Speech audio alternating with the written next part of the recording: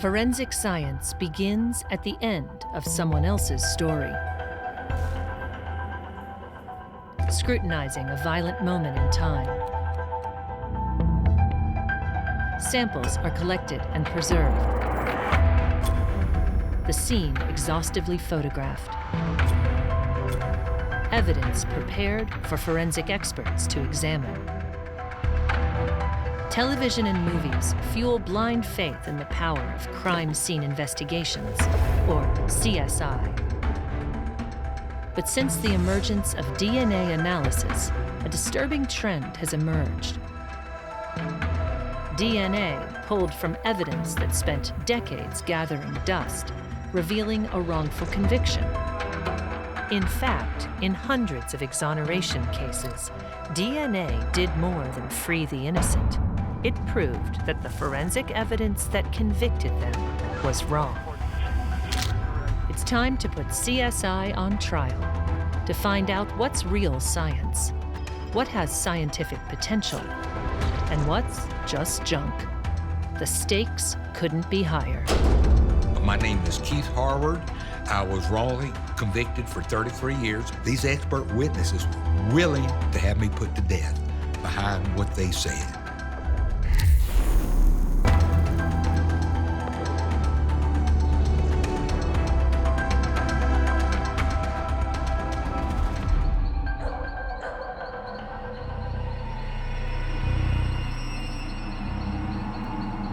September 14th, 1982.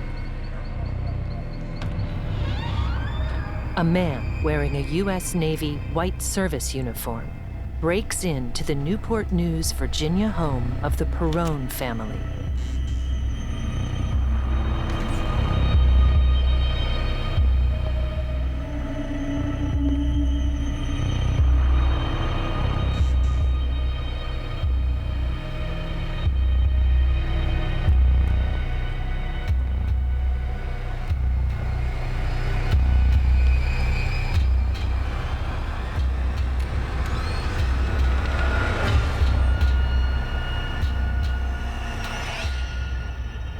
He bludgeons 30-year-old Jesse Perrone to death. Then sexually assaults 22-year-old Teresa, threatening to kill her 3 children if she makes a sound.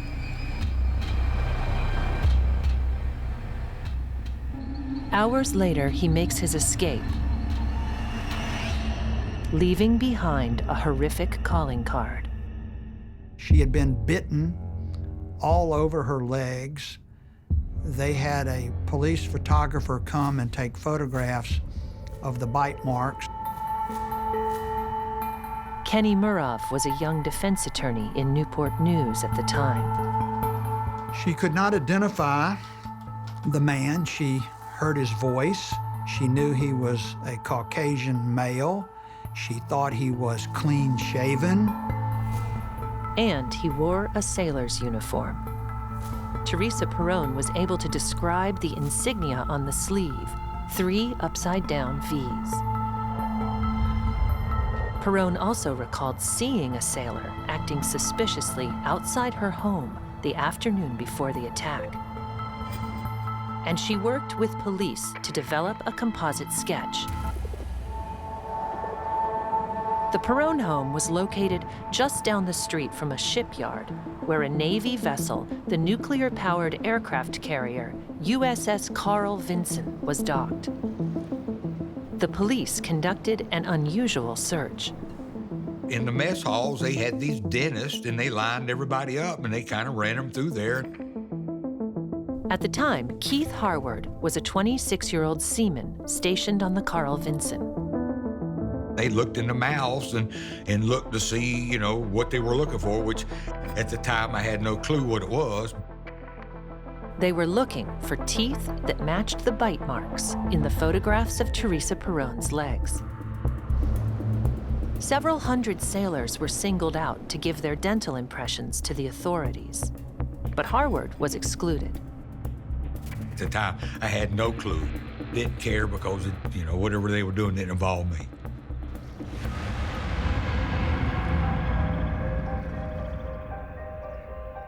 Several months passed. The police were no closer to solving the crime, and the pressure to find a suspect was mounting.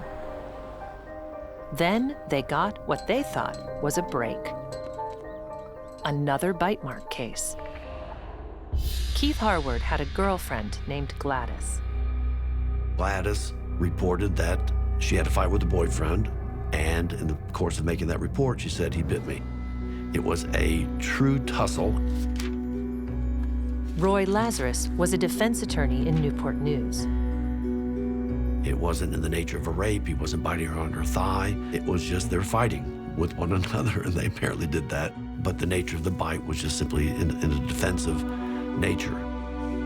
It was just like out of frustration, I bit her. It wasn't right to start with, but she was talked into going to the hospital by the police.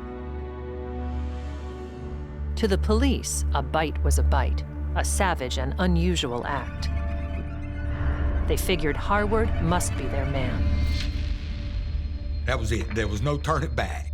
They were looking for an easy way out, and I turned out to be it. The authorities sent a cast of Harward's teeth to a dental expert and rising star in the burgeoning field of bite mark analysis named Lowell Levine. Levine claimed that Harward's teeth matched the marks on Perron's legs, and the police began building their case around him. They kept telling me they had eyewitnesses and fingerprints, and I kept telling them they didn't know what the hell they talked about. But there was an eyewitness. A shipyard guard named Donald Wade. And Donald Wade observed somebody in the early morning hours of the crime, a Navy person coming through his gate with blood on his uniform. The police showed Wade a series of photographs. And he identified Keith as being the guy that came through the gate. But the victim couldn't pick Keith out.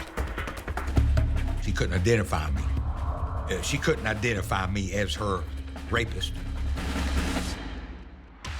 His mustache didn't line up with her recollection of a clean-shaven attacker, nor did his uniform insignia look like upside-down V's. Keith was not of that rank. He had 3 stripes and not 3 inverted V's.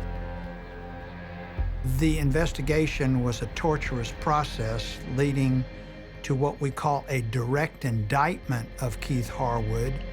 Despite the weak and contradictory evidence, the case went to trial. Murov represented Harward, who testified in his own defense. It's somewhat unusual for a defendant charged with this serious of a crime to testify, but from the first time I met him, Keith said he didn't commit this offense. So I had to respect his request. He made himself a real person, not some, evil ogre, so to speak. He humanized himself. But the testimony of bite mark analysts was equally powerful. Lowell Levine told the jury that everybody has a set of teeth which are unique and individual, that with reasonable medical certainty, Mr. Harward caused the bite marks on the leg. A second expert echoed Levine's testimony. The defense challenged both experts with the fact that they based their statements on a single photograph. Every other piece of evidence that was presented at the trial was exculpatory. There was no hair evidence, there was no fingerprint evidence, there was no blood evidence, there were no semen samples that implicated him. In October 1983, Keith Harward awaited his fate. I was numb. I didn't hear much of what's going on. I knew it was coming. I just felt it. You know you didn't do it, but everybody's saying you did do it. In the case of first-degree capital murder, guilty. What can you do? First-degree rape, What do you do? guilty.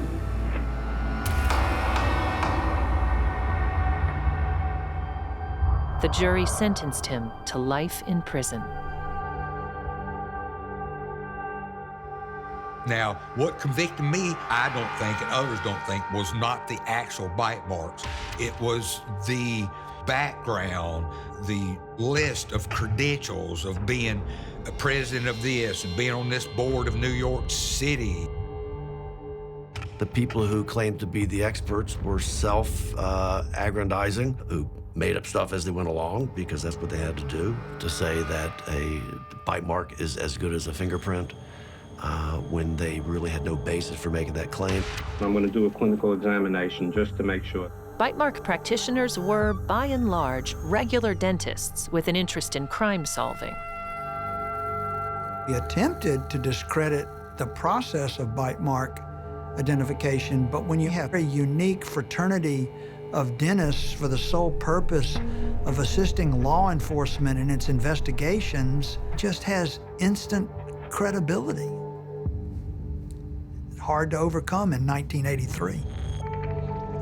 Levine, who had been president of the American Association of Forensic Science, had gained notoriety for being one of the dentists who gave bite mark testimony at the trial of serial killer Ted Bundy. So I think if he had said to the jury in the middle of October, it's snowing outside right now, I think they would have believed him.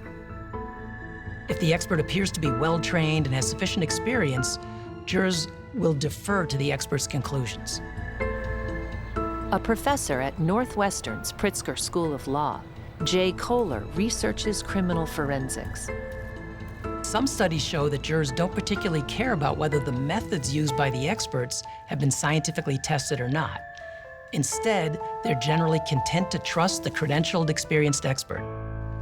After Harward's trial, it came to light that the state used a controversial investigative technique. What I did not know is that they had hypnotized Donald Wade. Investigators used this highly suggestible technique to help refresh the security guard's memory. And it wasn't only used on the guard. What I also did not know is they hypnotized Teresa Perone before they interviewed her and before her testimony. This is highly irregular and highly improper not to have disclosed this to defense counsel. Harward served 3 years in prison before the state Supreme Court reversed his conviction on a legal technicality. But his second trial was much like the first. Nothing pointed to Keith, and everything pointed away from Keith. Roy Lazarus represented Harward in the retrial. But Keith wasn't holding out hope for a different verdict. I faced reality. I was being railroaded again. The jury pronounced him guilty and sentenced him for a second time to life. Keith set out to make a life behind bars. I accepted my fate and said, okay, what can I do? Kept a job, stayed busy as much as I could, doing little things. He was always optimistic, not in terms of, I'm going to get out of this, but just in terms of life is going to deal to me what life is going to deal to me. I was just waiting for the day I dropped dead. They were going to never let me go. For 25 years, Harward survived each day. I had a chance to sit inside and observe what was going on outside. I had no dog in the hunt. I don't care who's president. I don't care what the new color, black is the new orange or whatever. It didn't affect me.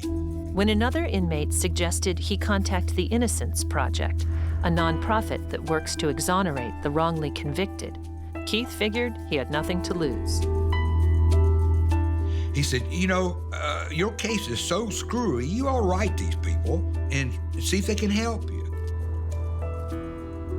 2 years later, Chris Fabricant joined the Innocence Project as Director of Strategic Litigation.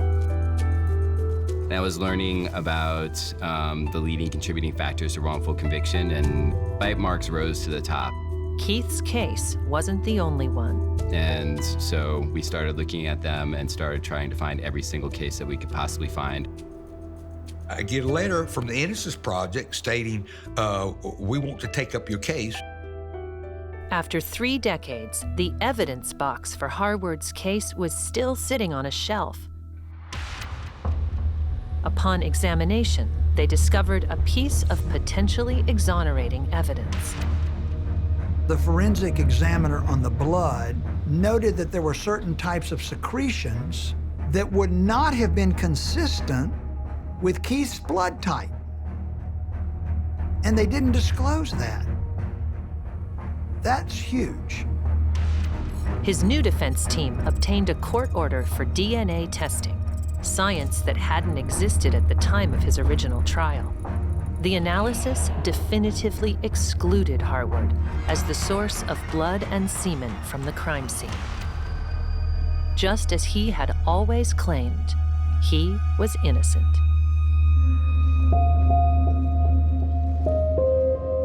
But the DNA did more than exonerate Harward. It identified the actual culprit. A very bad criminal by the name of Jerry Crotty, who was a multiple offender. There was a solid match on him as being the perpetrator. He was a crew member with Keith. He was on the Vinson. Crotty died in an Ohio prison in 2006. In 2016, the Virginia Supreme Court issued Harward a writ of actual innocence. The writ of innocence was granted on a 7-0 vote. There was no dissents. He walked out of prison a free man for the first time in 33 years. You're like in a coma. I was in a coma. I've never done this before. Y'all have to give me a break. This is all new to me. And I was awoken, April 7th, 2016. I'm not the criminal. They weren't looking for the truth. They were looking for a conviction. And they knew. The DNA that proved Keith was innocent also proved that all of the bite mark testimony in the case had to be wrong. They were wrong because bite mark evidence has no basis in science whatsoever. They were wrong because it's bad science. So where did this discipline begin, and how did it end up in the courtroom? The story is older than America itself. The earliest reporting of bite mark evidence in court dates back to the Salem witch trials. In 1692, the Reverend George Burroughs stood accused of witchcraft and conspiracy with the devil. Several young girls claimed the possessed Burroughs had bitten them. He was forced to let the court examine his teeth. They decreed that his bite matched the bite marks, and he was hanged. But it wasn't until 300 years later that bite marks entered the modern justice system.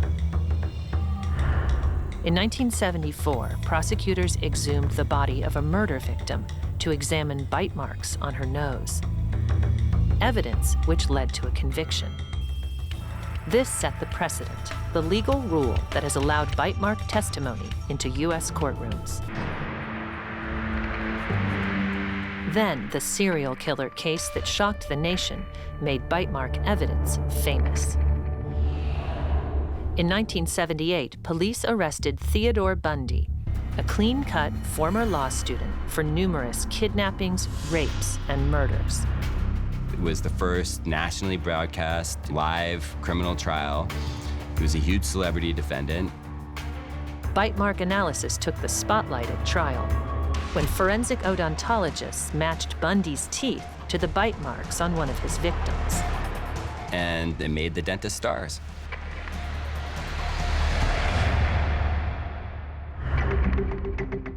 In practice, bite mark analysts match a suspect's dental impressions to marks of an injury on a victim's skin. It's based on two fundamental assumptions: that skin can reliably record tooth marks, and that the arrangement and condition of an individual's teeth are unique, like a fingerprint. But these fundamental principles have never been proven, and for 4 decades, bite mark analysis has been used in court without scientific validation of its basic assumptions. Bite marks fall under the umbrella of forensic odontology, a discipline mostly known for victim identification.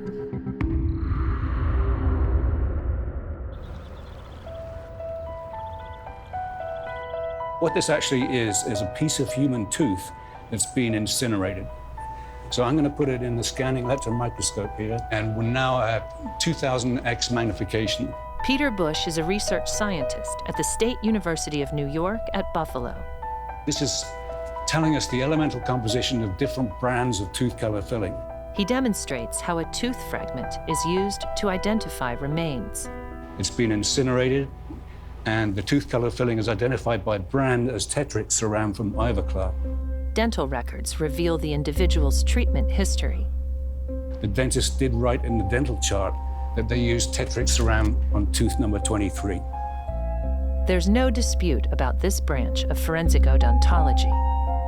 And so we have now a piece of scientifically verifiable information that assists us to be certain in victim identification. But bite mark evidence is another story. Mary Bush is a dentist, researcher, and teacher at SUNY Buffalo Dental School of Medicine.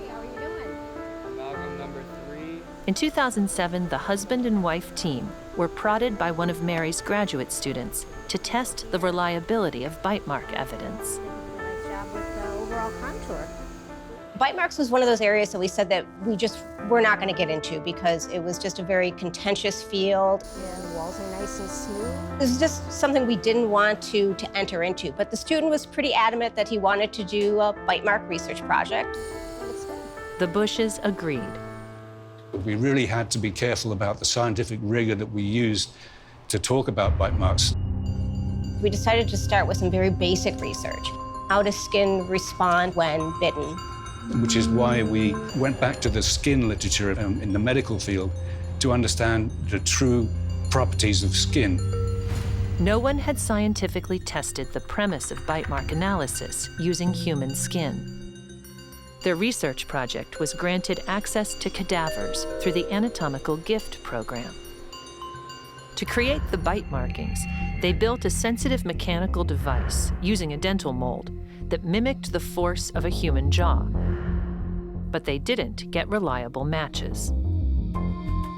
The Bushes learned that skin distorts and it stretches, and when it stretches, it moves differently in different directions.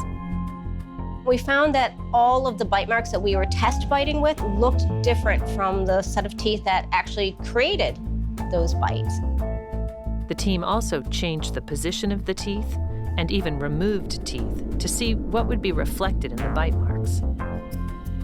Some of the bites looked like the teeth were still there, even though they were not part of the biting dentition. The stunning results. No two sets of bite marks made by the same set of teeth looked the same. A basic tenet of bite mark analysis was completely wrong. The nature of the skin is not a good recording medium. It just does not capture that detail with fidelity. Bite mark analysis has always been performed by odontologists, dental experts. Nowhere in the discipline are there experts on skin. The Bushes' results revealed that weakness. As they delved deeper, their findings would fly in the face of another basic tenet, that the arrangement or condition of teeth, known as dentition, is unique to each individual. It's an assumption carried over from victim identification. So in victim identification, you're comparing x-rays of the whole mouth, you're comparing dental records as to which teeth are there, which are missing, whether there are fillings in the teeth, and on what surface of the tooth are those fillings. Even if skin did accurately record a dentition, the bite mark would offer a very limited amount of information. All you have is the biting surfaces, maybe the 6 front teeth, sometimes 8 teeth will be in a bite, but you lose almost all of that information. David Sheets is a professor of physics and director of the Data Analytics graduate program at Canisius College in Buffalo, New York. Using techniques similar to facial recognition software, he specializes in precision measurements. He collaborated with the Bushes to quantify the distinctiveness of dentitions. Now, there may be a fundamental uniqueness to the dental structure, but there's also a question of what can you measure? If you can't measure that difference, it's not really relevant. First, they had to determine just how accurately you could measure teeth. If you measure the same individual over and over and over again, you don't get the same answer. You get a little bit of scatter all the time. It's always the case with any measurement technology. Researchers spent months meticulously measuring dentitions and tabulating that data. And we built up some really big databases, right? The largest one was well over 1,000 individuals. The results were surprising. So what we saw was that in reasonably sized data sets, 400 sets of dentition from a random population, you'd find 1 or 2 individuals in that who had a match within the population. So in other words, you couldn't tell their teeth apart. This defies another tenet of bite mark analysis, that an individual's teeth are unique. They also compared the teeth of people who'd had orthodontic treatment. Incredibly, out of 110 people, 40 of them had matching bites. That was really the end point. It definitively showed that people can be the same, can have the same arrangement of their teeth. The bottom line is that skin doesn't record bite marks with any reliability or accuracy, and many individuals share a similar bite. So it's a pretty devastating conclusion, right? So if you take that just in itself, right, it should have been enough to question the entire field. The Bushes began publishing the results in scientific journals in 2009. Soon after, they were being asked to testify. Prosecutors and bite mark analysts pushed back. What they did was that they made this, well, that doesn't reflect real-world circumstances. That's totally irrelevant to what we do. We deal with bite marks that are partially inflicted during a violent struggle, after healing, after decomposing. All the things that make bite marks impossible were what they claimed were the reasons why you had to ignore and discredit the Bush research. The rejection of the Bushes' scientific study is based on the fact that it was done in a laboratory under controlled variables. So when we hear, derogatory terms and we're using dead skin and we're using a device, but we're like, yes, but we're getting this level of distortion using these simplistic devices that we can't possibly make it better by adding more variables. Their primary critics are from the organization that certifies forensic dentists, the American Board of Forensic Odontology, or ABFO.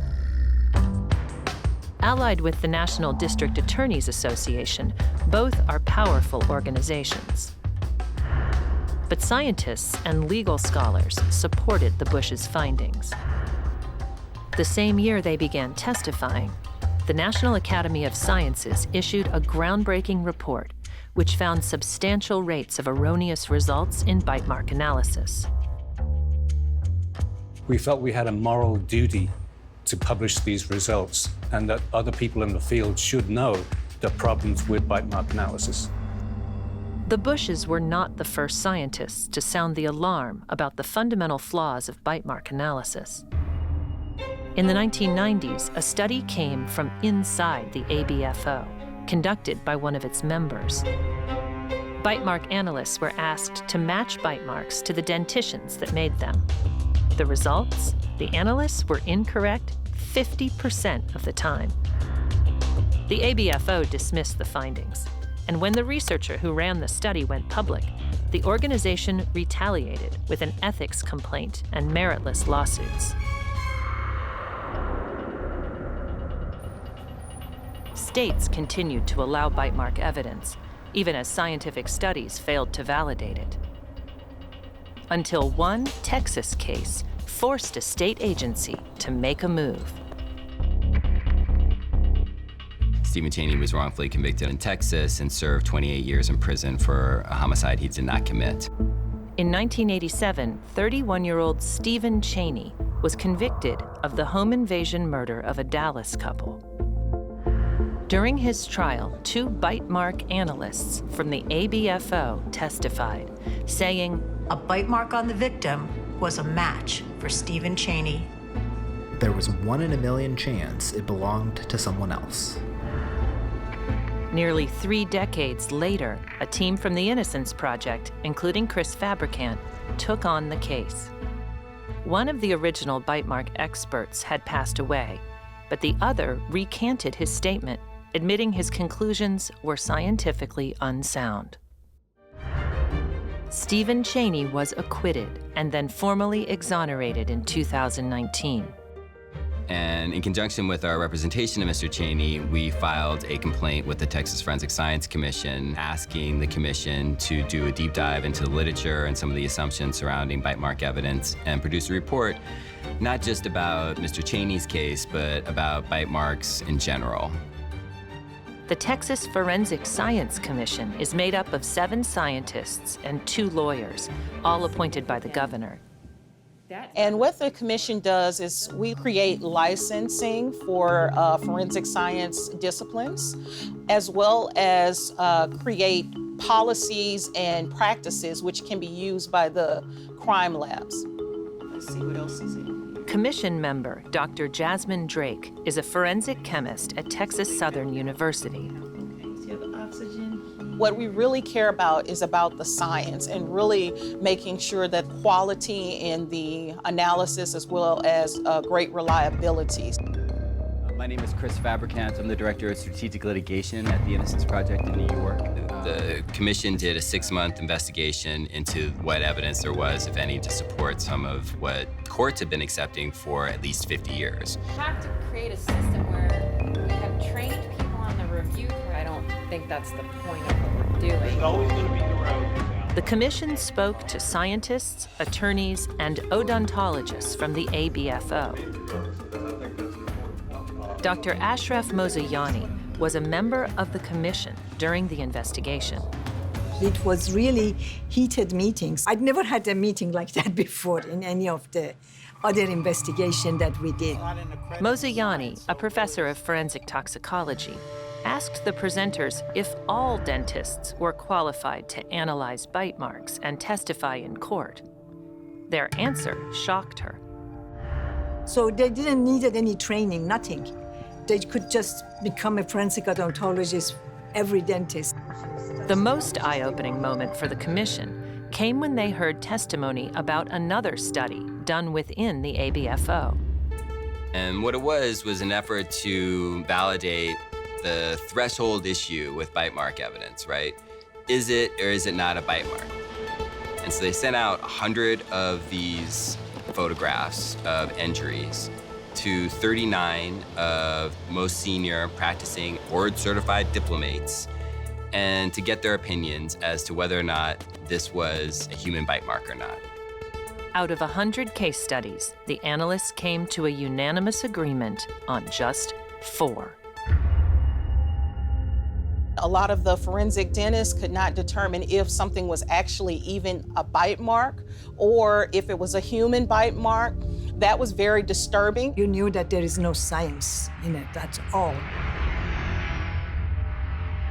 It was a dismal failure. And so, based on that, the commission was actually unanimous about creating a moratorium on bite mark evidence in the state of Texas. The commission issued a report affirming there's no scientific basis for stating that a particular patterned injury can be associated to an individual's dentition, and a scathing rebuke of ABFO.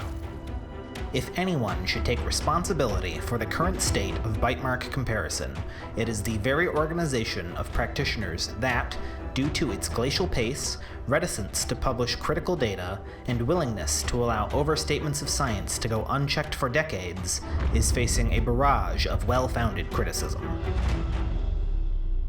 Even though we're talking about evidence, this evidence is connected to people. Real people who end up doing sometimes 20, 30 years or spending a lifetime in prison based on some of this evidence. So we have a duty to get it right. To unearth potential wrongful convictions, Chris Fabricant went deep into the ABFO archives. And it was really eerie sitting in there, going through boxes and boxes of documents from historical records, knowing that so many of these historical records are people, and people who are in prison, and victims of crimes.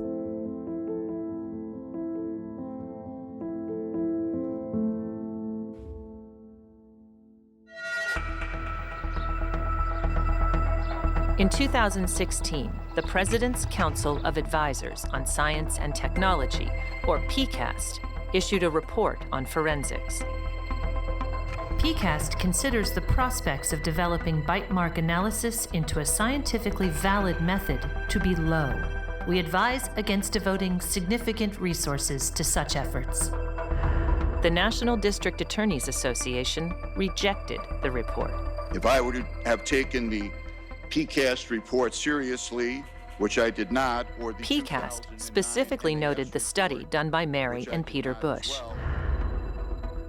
The District Attorneys Association attempted to discredit their work by sending a misleading letter to President Obama. The Bushes had no agenda, other than helping a graduate student with a project. Now, if the research that we had done had shown that bite mark evidence was reliable and could be reproducible, obviously we would have published that as well. But powerful players continue to push back. We believe that comparative identification disciplines such as bite mark evidence, tire and footwear impressions are reliable science. Once the science changes and the technology shows that things are changing, some of them are resistant to that change. Keith Harward is lending his voice to the conversation. A reminder that bad science has a human cost. Explain to me, what does it take to realize this stuff's all crap? Why use bite mark evidence when just this year alone, 2 other people besides myself have gotten out and bite mark evidence was used in the trial? I mean, how many people have to be wrongly convicted before they realize that this stuff's all bogus? It's all made up.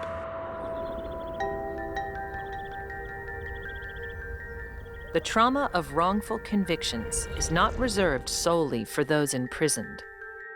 I mean, it's been a struggle. It has. In 1985, 3-year-old Chad McCrory was asleep in his bed when his 24-year-old mother was murdered just down the hall in their living room. He remembers nothing of that night. I've got a lot of time and a lot of effort trying to find the truth. Several months later, he lost another parent when his father, Charles McCrory, was convicted of the murder and sentenced to life in prison. Chad was raised by his grandparents. They were very adamant that I make my own decision about the case, about things that had happened. There was never anything that actually tied Mr. McCrory to the crime. There was no eyewitness, there was no confession, there was no forensic evidence, and there was no motive. What there was a bite mark, or at least something prosecutors claimed was a bite mark. 34 years later, the case came to the attention of Chris Fabricant at the Innocence Project and Mark Loudon Brown at the Southern Center for Human Rights. So I got the file, read the transcript, and thought there's just no way this conviction should stand. In 1985, Charles McCrory was a 26-year-old computer programmer in Andalusia, Alabama. He volunteered as an auxiliary policeman and paramedic. He'd recently separated from his wife, Julie, who had been his high school sweetheart. They started dating. Julie was probably no older than 14, and she was always around, just like one of us. My parents loved Julie just like they did the rest of the family. Renee McCrory Smith and Laura McCrory Grizzett are Charles's younger sisters. How old were you here? 11. Both were very close to Julie. We were best friends. We rode to school together, graduated from high school together, in each other's weddings. Charles and Julie married in May 1980, and 2 years later, Chad was born. By the time he was 3, the couple had decided to separate. They were still in a relationship, but they were going through a divorce. By all accounts, they were on friendly terms. Charles had got an apartment. She went with him, picked out his furniture. So they had been to the beach on the Monday before she was killed. They had spent the day at the beach together with Chad. The night of May 30th, 1985. Charles is over at Julie and Chad's house. They watch TV together while he does some laundry. All right, kiddo. Bedtime. Come here, little one. Sure, Chatterbongo. And then he left at some point in the evening. See you in the morning. All right, take care. Night. And was gone for the rest of the night.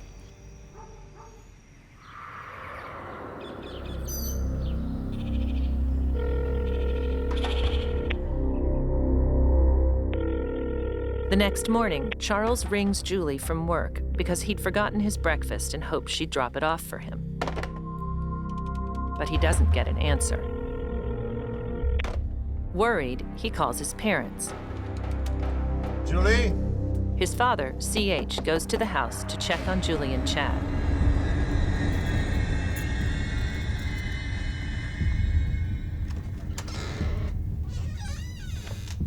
Julie?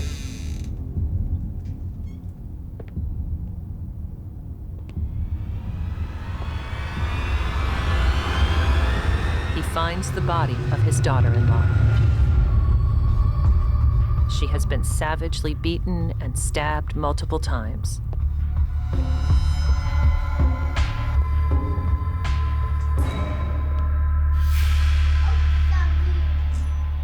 Chad is safe in his bedroom. Hey, buddy.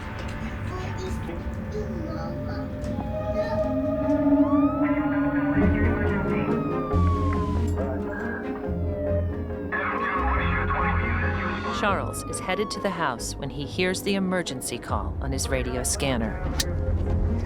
Dispatch, this is McCrory. I'll go check that out. It's Julie. Julie!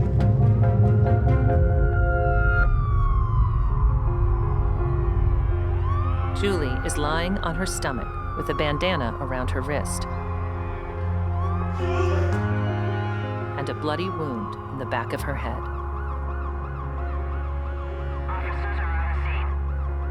And Mr. McCrory allegedly said something like, was it the lick to the back of her head that killed her?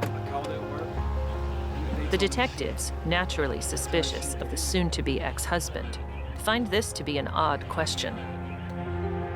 They also suspect he has blood on his shoe. It is enough to make him a suspect. Mr. McCrory, he fully cooperated. He gave them a couple of different interviews. Got home around 9:30, I think. They searched his house, his car, his shoes, his clothes, and they didn't find anything connecting him in any way to the murder. They analyzed scrapings from under Julie's fingernails. We had our issues, but the material does not belong to Charles. Neither does the hair found in her hand. And the stain on his shoe isn't blood at all. Still, he remains the only suspect. What happened was that after he became a suspect, they started to try to develop evidence. They find a neighbor who says he may have seen Charles's truck in the driveway all night. So in other words, that he had never left that night was this neighbor's testimony. So we sent an investigator over 40 years later, but the property lines haven't changed, and you could not see that truck in the driveway from the vantage point that that witness had claimed to be able to see that truck. Then the investigators find their smoking gun. When they noticed an injury on the body that looked to somebody like a bite mark, and I have looked at it very carefully more than once, and it looks nothing like a bite mark to me. But they got that bite mark evidence and they shipped it off to Dick Souveron. Dr. Richard Souveron was one of the star dentists who testified in Ted Bundy's trial. And Dick Souveron decided that it was a bite mark and matched Mr. McCrory to that bite mark. The Monday of the funeral, we were at the funeral. As soon as it was over, he went in for questioning. And then later that afternoon, I actually heard from a relative that they were going to arrest him. He is charged with murder. The state offers him a plea deal instead of going to trial. He was offered like 8 to 10 years and would possibly serve 5 to 6, and he'd be out. Charles refuses to take the deal that would have required him to plead guilty. Throughout the trial, it just seemed everything was kind of like a joke. You know, they had fingerprints, and they were like, well, they're Charles's. I'm like, well, of course they're Charles's. Charles was often in the home, and until recently had lived there. Dr. Souveron was the prosecution's star witness. You know, he had a lot of clout when he come into, especially into a small town. They saved him for the end, right? He concluded his testimony saying, it's Mr. McCrory's teeth on her body, and he did it at the time of death. It was hard not to think, you know, hey, yes, they know what they're talking about. There's no question about it. Charles McCrory was found guilty for the murder of his wife and sentenced to life in prison.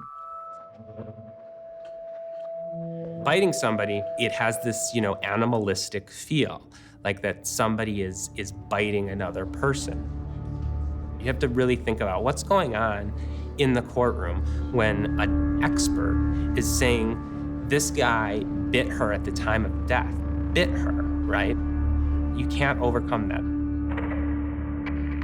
For more than 30 years, his family has stood by him. Anytime I read an article that has someone that's been trying to deal with bite mark evidence or junk science, I'll write them, ask them if they can help me in any way. I have no idea how many people I've written to. Laura finally succeeded in finding her brother a legal team. Their first move was to try to get DNA from crime scene evidence. But that all has somehow disappeared. We've looked for the evidence, we've been told it no longer exists, and we don't know why. They did have the supposed bite mark assessed by prominent forensic dentists. We showed them the evidence, and they said it's not a bite mark at all. It's literally just 2 dots. He said, I can make anyone's teeth match these marks. You know, I mean, we're talking about 2 marks. Then they reached out to the prosecution's key witness, Dr. Richard Souveron. He said, would you take a look at this, knowing what you know now, and just see if you agree, if you stand by your opinions. And he provided us with a sworn affidavit saying that given his decades of experience as a forensic dentist, what he knows now about the limitations of bite mark analysis and comparison, he would no longer testify that way. And that today he could not and he would not testify that this was Mr. McCrory's bite mark. In 2018, the ABFO made significant restrictions to its standards and guidelines, no longer allowing members to express conclusions unconditionally linking a bite mark to a dentition. But they are still allowed to testify whether or not someone can be excluded, a potentially dangerous exception. When you exclude somebody, you're using the same level of certainty that you would if you were naming somebody the biter. So if you exclude the wrong person, you still have the same problem. In the spring of 2021, McCrory's new legal team met up in Andalusia, Alabama. The night before the evidentiary hearing, the prosecutor made a surprising offer. She said that if he would plead guilty, they would agree to time served, that he could go home. Charles would have been required to admit guilt and to explain to the court how he committed the murder. Mr. McCrory turned it down. Could have walked out of prison, but he was not willing to plead guilty to a crime he didn't commit. We spoke with him right after that had happened, and he was like, you know, I had that chance back 36 years ago. I turned it down. He said, I don't know why they would ask me again. The following day, the defense presented their case to the court. In 1985, there was one piece of evidence against Mr. McCrory. It was a bite mark. And they thought at that time that bite marks were good science. And now we know that they're not. And so he should get out. But overturning any wrongful conviction is an uphill battle. There are legislative roadblocks, there are political roadblocks, there's fear of litigation. There are so many disincentives to seriously considering whether tragic miscarriage of justice has occurred. Seeking justice for Julie has also remained important for the McCrory family. We love Julie like she was our sister. It was very devastating, very confusing. You just want to know what happened. I want to know who did it. There was other physical evidence that was present at the crime scene that suggested the identity of a different attacker. There was a construction worker that was known to wear a red bandana right next door to the crime scene that 4 months after this murder was committed, he was convicted of a home invasion rape and served 20 years in prison. That person was never seriously investigated as a suspect in the crime that Mr. McCrory was convicted of.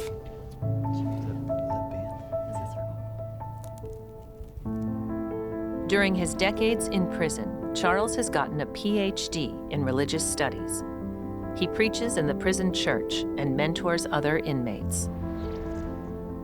My mother got joy when we would be in line to go in to see him, that other mothers would walk up to her and tell her what good he had done for their son, and that just, really lit her up. Both of Charles's parents have passed away. And during our parents' sickness and death, I think that's one of the hardest parts, is that, him not being able to be here for either one of them. McCrory and his family waited an agonizing 10 months before Covington County, Alabama judge Charles Short issued his decision. In spite of the expert witness recanting his testimony and the emergence of scientific evidence, Judge Short was unconvinced that the outcome of the trial would have been different, and refused to grant Charles McCrory a new hearing. I was stunned by the decision. I was stunned by the reasoning of the decision.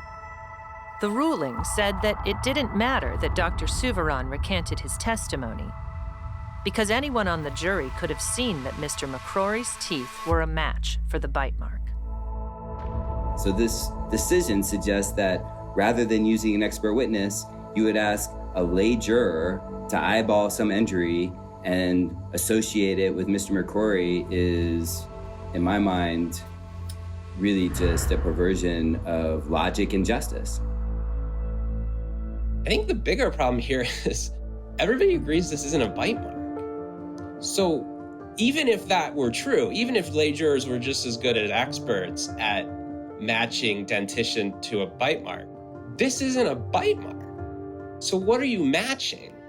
The judge also cited the eyewitness who said he saw McCrory's truck in the driveway as justification for his decision. The prosecution brought him in to testify, and the judge had to cut him off mid-testimony because he didn't make any sense.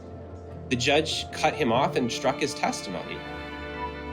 The substance of the judge's decision wasn't the only thing that stunned the defense team.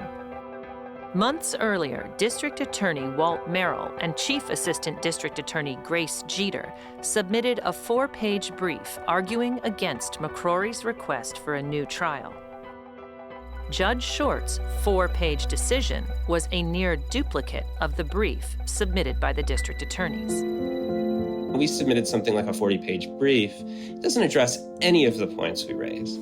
And so it's clear that there was no honest legal analysis going on. And that, I think, is both the process and the substance are, as Chris said, just particularly shocking. And it's a really good example of just how hard it is to overturn a conviction, and a really good reason why we should stop admitting unvalidated and unreliable evidence in criminal trials, because it's really almost impossible to overturn, even when you have such plain facts as you have in this case. McCrory's defense team is planning to appeal Judge Short's decision. The process will likely take years. Setting the record straight on bite marks is an enormous challenge. We cannot rely on courts to separate nonsense from science.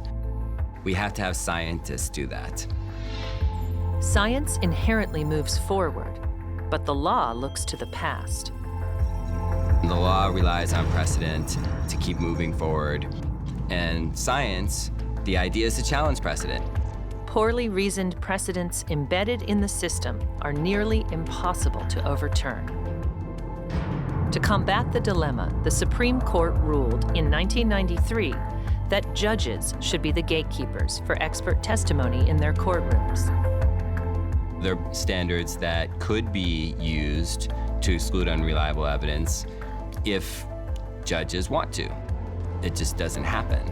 Instead, judges rely on juries to decide how much weight they will give to evidence. But the reality is that once you are in trial, once you have a jury impaneled, the defendant has 2 strikes against them, and trying to cross your way out of a junk science conviction is impossible. To date, bitemark comparison evidence has been used to secure at least 33 indictments and convictions that have later been overturned. And still today, it's admissible in all 50 states. Right now, today, still admissible today. After his release, Stephen Chaney spent his time as a prison missionary and playing gospel music. He passed away on May 17, 2021. In 2017, the Virginia legislature awarded Keith Harward $1.6 million. A drop in the bucket compared to the money the state spent on his wrongful conviction and imprisonment. There's all kind of victims that came from this case. The taxpayer of Virginia who pays millions and millions of dollars just for my case alone. 2 trials and compensation. Millions and millions of dollars that they could build schools with that were wasted. But the settlement makes a big difference in his life. This is my retirement. I put in a lot of time for this. The most remarkable thing I think about Keith, among many things, is his lack of bitterness and hostility. He doesn't have a chip on his shoulder. He's grateful for the life he has now. Today, Harward and his girlfriend travel the country on his refurbished bus, advocating for others.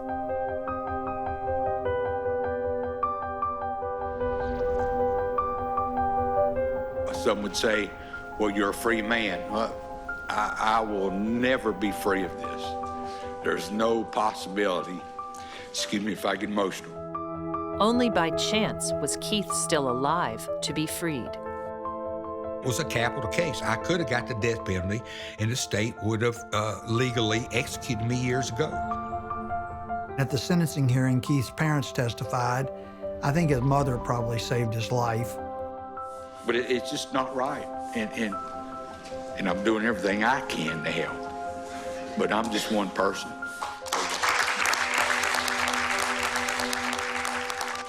I feel that's the reason why I can be here now and tell my story.